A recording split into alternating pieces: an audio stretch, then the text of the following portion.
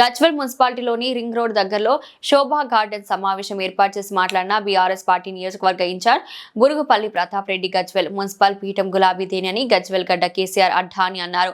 గజ్వేల్ నియోజకవర్గం BRS party incharge Burugupalli Vanteru Pratap Reddy BRS party నాయకులు కార్యకర్తలతో కలిసి సమావేశం ఏర్పాటు చేశారు.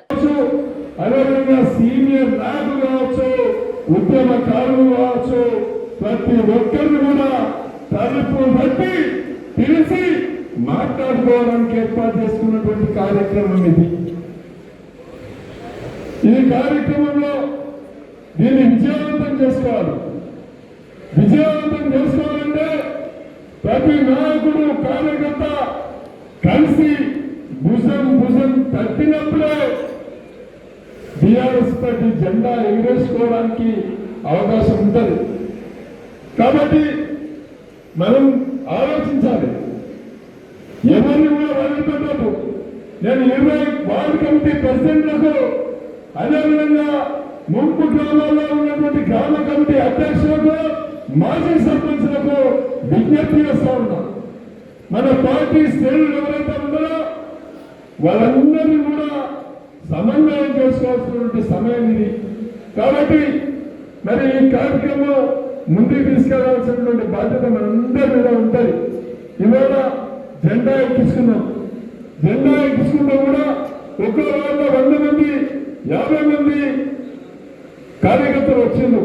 సమయం లేకపోవడం వల్ల అందరికీ మెసేజ్ ఉన్నా లేకుండా కూడా రేపు కూడా ఈ కార్యక్రమాన్ని ముందుకు కొనసాగించాల్సినటువంటి అవసరం ఉంటుంది. నేను నా రిక్వెస్ట్ ఏంటంటే వేదిక మీద ఉన్నటువంటి ఎవరైతే ఇన్ఛార్జ్లో వచ్చిందో వాళ్ళకు కూడా బాధ్యత ఉంటుంది. మీరు ఒక లిస్ట్ తయారు చేసుకోండి. టీఆర్ఎస్ పార్టీ నాయకులు ఎవరో ఉన్నారు, టీఆర్ఎస్ పార్టీ కార్యకర్తలు ఎవరో ఉన్నారు, ఆ వార్డులో ఎవరెవరు ముఖ్యమైనటువంటి నాయకులు ఉన్నారు, ఒక లిస్ట్ తయారు చేసి వాళ్ళను మీరు నేరుగా ఇంటికి వెళ్ళి కలిసి వాళ్ళని ఆహ్వానించి ఆ సమన్వయం ఏర్పాటు చేయాల్సిందిగా మీ అందరూ కూడా ఇది పార్టీ ఆదేశంగా భావించాల్సిందిగా నేను మీ అందరికి విజ్ఞప్తి చేస్తా ఉన్నా. ఈ కార్యక్రమాన్ని ప్రతి వ్యక్తులు పెట్టుకోవాల్సి ఉన్నది. మరి బీఫామ్లు ఇవ్వక ముందుకే బీఫామ్లు నేను ఇచ్చేయలేదు, వేదిక పడినటువంటి ఎవరు కూడా ఇచ్చేది లేదు. హరీష్ రావు గారే ఆయననే సర్వే చేయించుకుంటుండు, కేసీఆర్ గారే ఆయననే సర్వే చేయించుకుంటుండు. ఎవరైతే గెలుస్తామో అనుకున్నప్పుడు బీఫామ్ వాళ్ళకి వస్తే మరి ఆ బీఫామ్ దానిలో గెలుస్తాడా? మరి అక్కడ ఉన్నటువంటి నాయకుడు అంతా కలిసి పనిచేస్తేనే గెలుపు ఉంటుందా? ఉండడం చేయగలుగుతుంది. అందరూ కలిసామా? దానికోసమే ఈ మీటింగ్ ఏర్పాటు చేసుకున్నాం మనం. ఇకపోతే మీ అందరికీ తెలుసు, ప్రభుత్వ రైతాంగాలు కూడా తెలుసు. చాలా మంది నాయకులకు కూడా తెలుసు.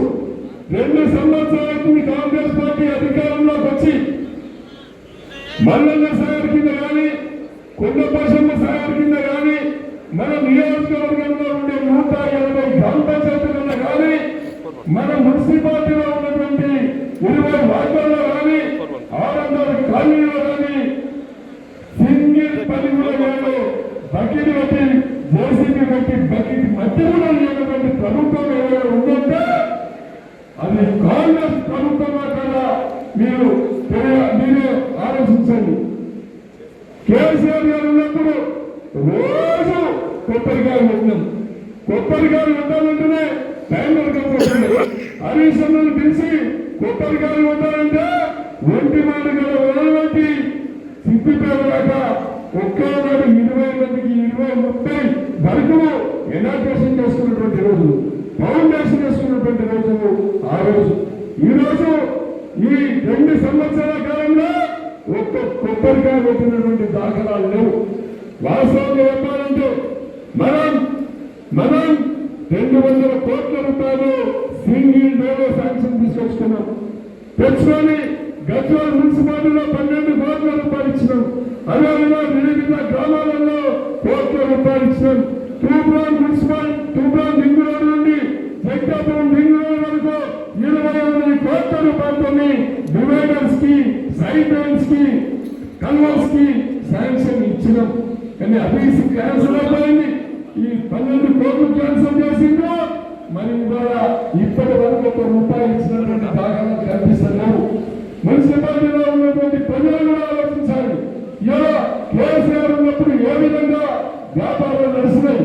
ఇలా తెలంగాణ మొదలుపెట్టుకుంటే కోటమి సంఘం వరకు కొన్ని 100,000 సెంటర్స్ ఉన్నాయి. ప్రతి ఒక్కరు కూడా వ్యాపారం చేస్తారు. వ్యాపారం చేసినప్పుడు కేసీఆర్ ఉన్నప్పుడు ₹1,00,000 అమ్మినటువంటి షాపు ఇలా ₹10,000 అంటున్నారు. ఏ సెంటర్ చూసినా దోటి కనిపిస్తుంది. ఏ ఇంటి అయినా దోటి కనిపిస్తుంది. అంటే ఈ రాష్ట్రంలో ఈ దేశంలో అభివృద్ధి కుంటుపడిందని అర్థం. ఒకప్పుడు ఒరిస్సా వాళ్ళు కావచ్చు, బీహార్ వాళ్ళు, ఒరిస్సా వాళ్ళు, యూపీ వాళ్ళు గచ్చిలో ఉంటే ఉండడానికి ఇల్లు కిరాయికి దొరకకుండా అక్కడి నుంచి వచ్చి వర్గంలో పనిచేసిండ్రు. దయ్యం పెట్టినట్టు, రూపం పెట్టినట్టు ఈ 2 ఏళ్ల కాలంలో మొత్తం ఇక్కడి నుంచి వెళ్ళిపోయింది. నిజమా కదా? నిజమైతే వ్యక్తి సంపద